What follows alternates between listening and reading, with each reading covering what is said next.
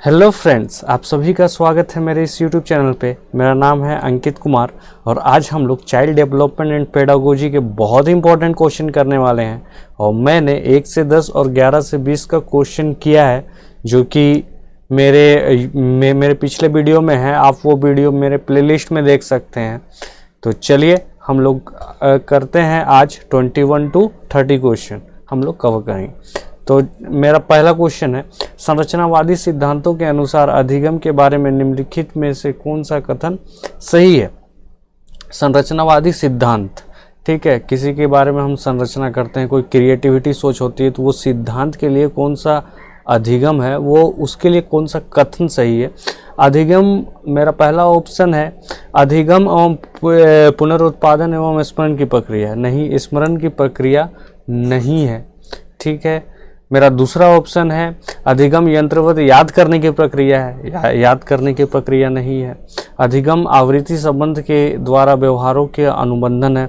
ये आवृत्ति मतलब होता है कोई रिपीट करना। तो अगर आप अपने व्यवहार में कुछ रिपीट करेंगे तो वो आपकी आदत बन जाएगी, ना कि आप उसमें कुछ क्रिएटिव कर पाओगे, कुछ संरचना कर पाओगे, ठीक है। तो ये आदत बनाने की प्रक्रिया है आपकी आवृत्ति संबंध के द्वारा व्यवहारों का अनुबंधन।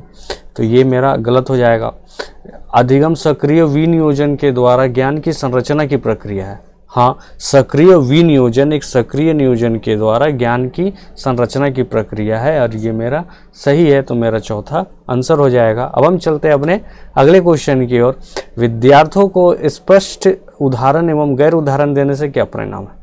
हम उदाहरण क्यों देते हैं? हम उदाहरण इससे देते हैं कि बच्चों का जो कॉन्सेप्ट है वो क्लियर हो पाए और उनकी कन्फ्यूज़न दूर हो जाए, ठीक है, इसलिए हम बच्चों को उदाहरण देते हैं। मेरा पहला ऑप्शन है, अवधारणात्मक परिवर्तन को प्रोत्साहित करने के लिए एक प्रभावशाली तरीका है। हाँ, बच्चों का कॉन्सेप्ट क्लियर करने के लिए एक प्रभावशाली तरीका है, ये हो सकता है। यह विद्यार्थियों के दिमाग में भ्रांतियाँ उत्पन्न करता है। नहीं, ये कन्फ्यूजन को दूर करता है, ये कन्फ्यूजन क्रिएट नहीं करता है, ठीक है, ये गलत हो गया। यह अवधारणाओं की समझ में अभाव पैदा करता है। नहीं, ये अभाव पैदा नहीं करता है। यह अवधारणात्मक समझ के बजाय कार्यविधिक एवं प्रक्रियात्मक ज्ञान पर ज्ञान केंद्रित करता है। नहीं, ये अवधारणात्मक में फोकस करता है, ना कि प्रक्रियात्मक में फोकस करता है, ठीक है। तो ये भी मेरा गलत है, मेरा पहला आंसर होगा, ठीक है। हम चलते हैं अपने अगले क्वेश्चन की ओर। बच्चों को अधिगम गतिविधियों में भागीदारी के लिए लगातार पुरस्कार देना व दंड देने से क्या प्रभाव पड़ता है।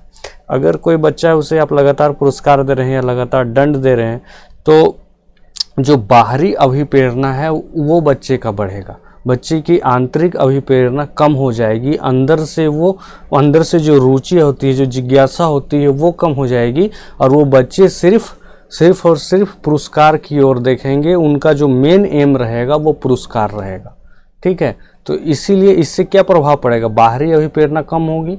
नहीं, बाहरी अभिप्रेरणा को ये बढ़ावा देगा।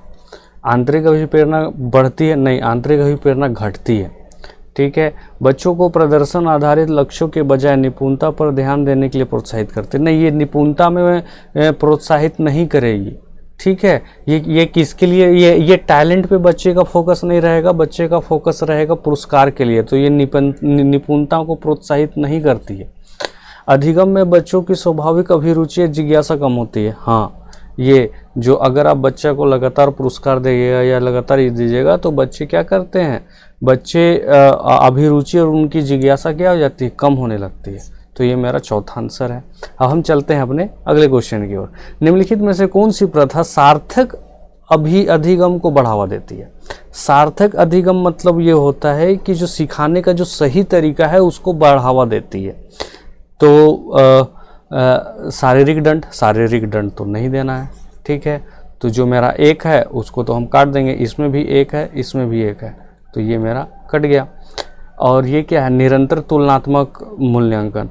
तो ये हम तुलना नहीं करेंगे, हम कंपैरिजन नहीं करेंगे, तो ये भी मेरा कट गया। सिर्फ एक बचता है, सहयोगात्मक अधिगम पर्यावरण एवं सतत एवं समग्र मूल्यांकन। ये मेरा दूसरा आंसर है, ठीक है। सतत मतलब होता है कंटिन्यूअस और समग्र मतलब पूरा, ठीक है, मूल्यांकन। अब हम चलते हैं अपना अगला क्वेश्चन। शिक्षक बच्चों की जटिल अवधारणाओं की समझ को किस प्रकार से सहज कर सकते हैं। बच्चे बहुत कॉम्प्लेक्स कॉन्सेप्ट को नहीं समझ पाते हैं, वो लोग को डिफ़िकल्ट होता है, तो बच्चे टीचर उसको कैसे इजी वे में समझा सकते हैं। एक व्याख्या देकर नहीं, प्रतियोगात्मक अवसर की व्यवस्था करके ये भी नहीं होगा। आप बच्चों को कंपटीशन में बैठाइएगा तो वो कॉन्सेप्ट नहीं समझ पाएंगे। कॉन्सेप्ट क्यों समझ, बार बार अभ्यास करके नहीं, अववेशन एवं परिचर्चा के अवसर उपलब्ध करा के, हाँ ये होगा मेरा आंसर। ठीक है, आप उसमें चर्चा कीजिएगा तो बच्चों का जो कॉन्सेप्ट है वो पूरा क्लियर होगा, जो अवधारणा है वो पूरी अच्छी तरह से क्लियर होगी। अब हम चलते हैं अपने अगले क्वेश्चन की ओर। एक प्राथमिक विद्यालय की अध्यापिका बच्चों को एक प्रभावशाली समस्या समाधानकर्ता बनाने के लिए किस प्रकार प्रोत्साहित कर सकती है। तो एक समस्या समाधानकर्ता बनाने के लिए किस प्रकार से प्रोत्साहित कर सकती है। पहला ऑप्शन है प्रत्येक छोटे कार्य के लिए भौतिक पुरस्कार। आप पुरस्कार दीजिएगा तो वो समाधानकर्ता के लिए बाहरी अभिप्रेरणा बढ़ेगा, वो अंदर से वो नहीं करेगा सॉल्व। ठीक है, आंतरिक अभिप्रेरणा उनकी घट जाएगी, जिज्ञासा घट जाएगी, तो ये नहीं होगा। हम हर बार पुरस्कार नहीं देंगे। केवल प्रक्रियात्मक ज्ञान पर बल, आप सिर्फ प्रक्रियात्मक पे नहीं देंगे, उनके कॉन्सेप्ट में भी आप ये करेंगे, ये नहीं होगा। गलत उत्तरों को अस्वीकार करके दंडित करके नहीं, बच्चा गलत करता है तो आपको उसको सही करना है, ना कि उसे दंड देना है। बच्चों को सहानुभूति अनुमान लगाने के लिए प्रोत्साहित करके तथा उसी आधारित विचार मंथन करके। हाँ, बच्चे जब विचार मंथन करते हैं, सोचते हैं, तो वो एक क्रिएटिव प्रोसेस होता है। अब हम चलते हैं अपना अगला क्वेश्चन। निम्नलिखित अवधि में से किसमें शारीरिक वृद्धि एवं विकास तीव्र गति से होता है। तो किसमें सबसे जल्दी विकास होता है, तो वो होता है शैशवावस्था। ये शैशवावस्था होता है 0 से 2 ईयर, और ये प्रारंभिक बाल्यावस्था ये होता है 2 से 6 साल या 7 साल आप बोल सकते हैं। और इसमें बच्चा का जो विकास होता है वो बहुत तीव्र गति से होता है, तो मेरा पहला आंसर है। अब हम चलते हैं अपने अगले क्वेश्चन की ओर। निम्नलिखित में से कौन सा विकास का सिद्धांत नहीं है। कौन सा विकास का सिद्धांत नहीं है, तो विकास जो है वो जीवन पर्यंत होता है। हाँ, जो डेवलपमेंट है वो जीवन भर होता है। ठीक है, ये सही है। पूरे हम लोग का जब तक हम लोग का लाइफ रहता है तब तक हमारा विकास होता है। विकास परिवर्तनीय है। विकास इज़ मॉडिफिएबल।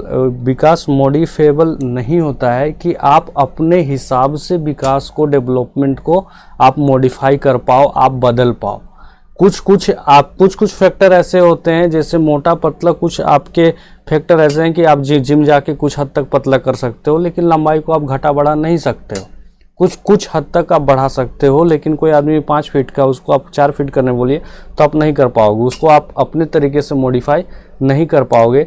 तो ये मेरा 2 नहीं है। आप मॉडिफिएबल नहीं है, परिवर्तनीय नहीं है। ठीक है, विकास आनुवांशिकता एवं पर्यावरण दोनों द्वारा प्रभावित होता है। हाँ, ये सही है। विकास सार्वभौमिक है तथा संस्कृति इसके संदर्भ में प्रभावित नहीं करते हैं। ये भी सही है। ठीक है, ये सार्वभौमिक है, ये सभी जगह होता है, और संस्कृति इसके प्रभावित नहीं होते हैं। ये इसके में हर एक साइकेट्रिस्ट की अपनी अपनी राय है, लेकिन हम इसे अभी यहाँ पे सही मान के चलते हैं। ठीक है, अभी हम देखते हैं 29 व्यक्तिगत विभिन्नताओं का प्राथमिक कारण क्या है। तो दोस्तों, यहाँ पे हमको जो सबसे अच्छा ऑप्शन है उसे चुनना है, क्योंकि यहाँ पे सारा ऑप्शन ही सही है, लेकिन जो सबसे अच्छा ऑप्शन है उसे चुनना है। जैसे लोगों द्वारा माता पिता से प्राप्त अनुवांशिक संकेत की पद्धति, हाँ, इससे भी व्यक्तिगत विभिन्नताएं होती है, ये भी सही है। जन्मजात विशेषताएं, हाँ, जन्मजात विशेषताएं भी व्यक्तिगत विभिन्नताओं का कारण होती है। ठीक है, कोई गोरा पैदा हुआ, कोई काला पैदा हुआ, कोई किसी का रंग रूप अलग है, तो वो जन्मजात विशेषताएं हैं जो कि व्यक्तिगत विभिन्नताएं का एक कारण है। ठीक है, तो ये भी है। पर्यावरणीय प्रभाव, हाँ, उससे भी होता है, लेकिन जो सबसे ज़्यादा सही है वो है क्योंकि अनुवांशिक और पर्यावरण के बीच जटिल पारस्परिक क्रिया, ठीक है, ये जो है 4, ये मेरा सबसे ज़्यादा सही है और इसका आंसर 4 होगा, क्योंकि अनुवांशिक और पर्यावरण दोनों से मिल के जो प्रभाव पड़ता है उससे व्यक्तिगत विभिन्नताएं बहुत ज़्यादा पारस्परिक क्रिया में बहुत ज़्यादा प्रभाव पड़ती है। ठीक है, तो मेरा चौथा आंसर होगा। अब आते हैं हम, निम्नलिखित में से कौन सा द्वितीय समाजीकरण एजेंसी का उदाहरण है? द्वितीय पहले हम देखते हैं समाजीकरण क्या है। समाजीकरण ये है जो बच्चों को समाज से अवगत कराती है, जो समाज के बारे में बताती है, उसके संस्कृति, उसकी रीति रिवाज के बारे में बताती है, कौन क्या है, कौन रिश्ते नाते और जो भी फंक्शन होते हैं, शादी लन मतलब जितने भी हमारे यहाँ समाज में जितने भी फंक्शन होते हैं उससे हमें उससे अवगत कराती है, तो उसे हम बोलते हैं समाजीकरण। ठीक है, तो सबसे पहले समाजीकरण जो पहला समाजीकरण होता है वो परिवार और आस पड़ोस होता है। परिवार, फैमिली एंड नेबरहुड, वो पहला होता है। ठीक है, तो जो पहला होगा उसको तो हम काट देंगे, ये परिवार पहला है, इसको काट दिए, ये परिवार पहला है, और ये आस पड़ोस ये भी पहला है। तो मेरा कौन बच गया? द्वितीय में कौन बच गया? जो स्कूल है और मीडिया है।